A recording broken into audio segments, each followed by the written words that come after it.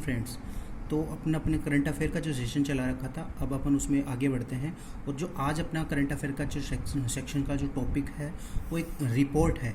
आप सबको पता है यूपीएससी में हर बार, यूपीएससी और आरपीएससी में भी या फिर ऑन स्टेट एग्जाम है, उन सब में हमेशा एक क्वेश्चन आता हुआ आता है रिपोर्ट, यानी कि इंडेक्स, कोई भी इंडेक्स है या कोई रिपोर्ट है, कोई भी ऑर्गेनाइजेशन की रिपोर्ट है, जैसे आईएमएफ की रिपोर्ट आती है, वर्ल्ड बैंक की रिपोर्ट है, या फिर जैसे वर्ल्ड प्रेस फ्रीडम इंडेक्स है। तो इन सब से क्वेश्चन, एचडीआई इंडेक्स है, उन सब से रिलेटेड एक ना एक या दो क्वेश्चन हमेशा हर एग्जाम में एक ना एक अपने को मिल जाता है। तो आज अपन ने एक ऐसा ही टॉपिक उठाया है और उस टॉपिक का नाम है वर्ल्ड प्रेस फ्रीडम इंडेक्स, विश्व प्रेस स्वतंत्रता सूचकांक 2020। यानी कि जो वर्ल्ड मीडिया है, यानी कि वर्ल्ड लेवल पे जो मीडिया है उसकी स्वतंत्रता, यानी कि प्रेस को कितनी फ्रीडम है, यानी कि उनको बोलने की कितनी आज़ादी है, रिपोर्टिंग की कितनी आज़ादी है, वहाँ की जो पत्रकार हैं उनको कितनी आज़ादी दे रखी है, उन सब से रिलेटेड जो भी एक इंडेक्स बनाया गया है उस पर अपन आज डिस्कशन करेंगे। क्योंकि अब पहली बात तो कि ये चर्चा में कैसे है, कि ये इंडेक्स चर्चा में क्या है। तो 21 अप्रैल को ये एक रिपोर्ट जारी हुई है, किसकी? वर्ल्ड प्रेस फ्रीडम इंडेक्स 2020, यानी 2020 की रिपोर्ट जारी की गई है। और इस रिपोर्ट को सबसे पहले मैं बता देता हूँ, रिपोर्ट कौन जारी करता है। सब यूपीएससी में क्वेश्चन यही पूछते हैं, कौन रिपोर्ट जारी करता है, इंडिया की रैंकिंग क्या है, और इंडिया की रैंकिंग में वृद्धि हुई है या कमी हुई है, और टॉप पे कौन है, और अपने जो पड़ोसियों की स्थिति क्या है। ये ज़्यादातर जो रिपोर्ट होती हैं या कोई भी इंडेक्स होता है उसमें ये क्वेश्चन सबसे ज़्यादा पूछे जाते हैं। तो जो मैं बता देता हूँ कि पहली बात तो ये रिपोर्ट जो वर्ल्ड प्रेस फ्रीडम यानी कि विश्व प्रेस स्वतंत्रता सूचकांक रिपोर्ट जारी की है, वो किसने जारी की है? एक संगठन है, एक एनजीओ है, एनजीओ, और उस एनजीओ का नाम है reporters without borders, reporters without borders. तो ये एक संगठन है, एनजीओ है। कहाँ पे स्थित है ये मैं आगे बताऊंगा। ये पेरिस यानी कि फ्रांस में स्थित है। इसके बारे में अपन आगे चर्चा करेंगे। तो इसने 21 अप्रैल को एक अपनी सूचकांक जारी किया गया है, वर्ल्ड प्रेस फ्रीडम इंडेक्स को। और इस रिपोर्ट की सबसे महत्वपूर्ण चर्चा है पहली कि भारत अपनी पिछली बार की रैंकिंग से, पिछली बार भारत की रैंकिंग थी 140 वाली रैंक से डाउन जाके यानी कि 2 स्थान डाउन जाके क्या रैंकिंग हो गई इंडिया की? 142। सबसे इंपॉर्टेंट क्वेश्चन यहीं से बनेगा, इंडिया की रैंकिंग क्या है? 142। कम हुई है, ज़्यादा? कम हुई है। कितने स्थान? 2 स्थान। अब है कि ये रिपोर्ट कितने देशों पे जारी की गई है? 180 कंट्रीज पे। अब अपन देखेंगे आगे की भारत की जो रैंकिंग में गिरावट क्या हुई है, कैसे हुई है, वो सब आगे देखेंगे। सबसे पहले देखते हैं इस रिपोर्ट के बारे में कि ये वर्ल्ड प्रेस फ्रीडम इंडेक्स जारी कौन करता है, क्या क्या इसके क्या पैमाने हैं, वो सारे देखेंगे। तो सबसे पहले है कि कौन जारी करता है। तो मैंने भी आपको ऊपर बताया कि एक एनजीओ क्या होता है? नॉन गवर्नमेंटल ऑर्गेनाइजेशन, यानी कि गैर लाभकारी संगठन, नॉन प्रॉफिटेबल ऑर्गेनाइजेशन। ये है, ये कहाँ स्थित है? पेरिस में। पेरिस में एक ऑर्गेनाइजेशन है, नाम है रिपोर्टर्स विदाउट बॉर्डर्स। ये हर साल ये रिपोर्ट जारी करता है। इसकी स्थापना हुई थी 1985 में। किसकी? रिपोर्टर्स विदाउट बॉर्डर्स की। इसका हेडक्वार्टर कहाँ है? यहाँ पे भी क्वेश्चन बन सकता है, पेरिस में है। ये रिपोर्ट हर साल जारी करता है।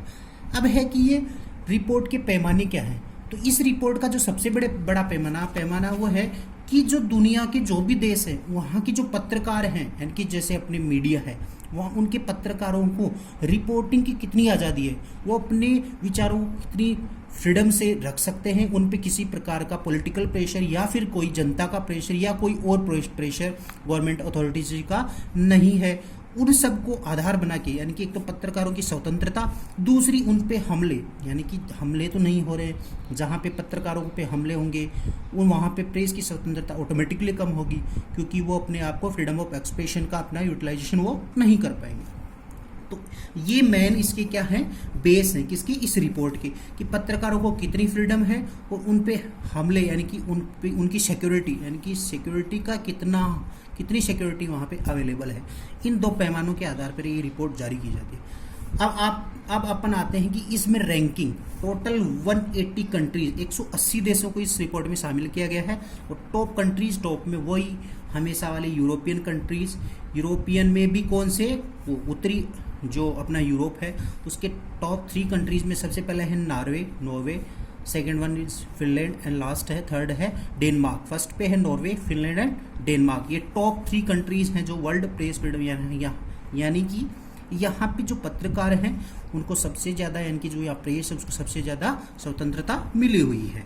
अब है कि बॉटम सबसे नीचे से स्थिति किसकी खराब है, तो चाइना 177 180 देशों में चीन की रैंकिंग क्या है 177वीं। आप समझ सकते हो क्यों है, क्योंकि वहाँ पे क्या है, वहाँ लोकतंत्र नहीं है, वहाँ पे क्या है तानाशाही, वन पार्टी सिस्टम है। तो वहाँ पे क्या है, प्रेस को स्वतंत्रता नहीं है, वहाँ केवल सरकारी मीडिया चलती है। आपने सुना होगा कई बार चाइना टीवी है वहाँ का सबसे पहला जो एक सबसे बड़ा न्यूज़पेपर है ग्लोबल टाइम, वो भी वहाँ किसका है, यानी कि चाइना जो गवर्नमेंट है उसी का डोमिनेटेड चैनल है, जो न्यूज़पेपर है। तो वहाँ पे प्रेस को सबसे कम फ्रीडम है, इसलिए उनकी रैंकिंग सबसे लास्ट में 177 है। सेकेंड वन है उत्तरी कोरिया सब जानते होंगे, किम जोंग उन वाला वो देश।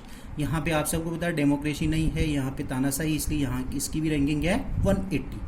अब आते हैं अपना इंडिया की, भारत और उसके पड़ोसियों की स्थिति कैसी है, क्योंकि यहाँ से सबसे ज़्यादा क्वेश्चन बनते हैं कि इंडिया और उसके पड़ोसियों की स्थिति कैसी है।